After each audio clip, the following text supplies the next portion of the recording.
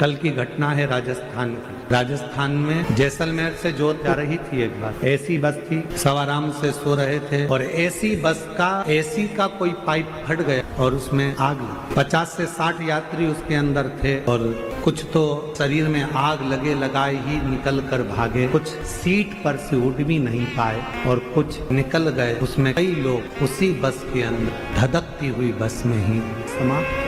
इस व्यासपीठ के माध्यम से शिरडी से सभी शिव भक्तों की ओर से उस बस दुर्घटना में जितने ही जीवों के प्राण गए हैं उनको श्रद्धांजलि अर्पित करते हैं और जो हॉस्पिटल में भर्ती हैं भगवान देव अधिदेव महादेव से प्रार्थना करते हैं कि वो शीघ्र अतिशीघ्र स्वस्थ हों। उनके परिवार जो बहुत दुखी हैं उनको बल प्रदान करें। 5 बार उन सभी जीवों के लिए आप और हम श्री शिवाय नमस्तुभ्यं।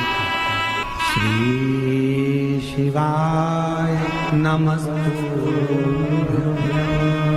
श्री शिवाय नमस्तुभ्यं।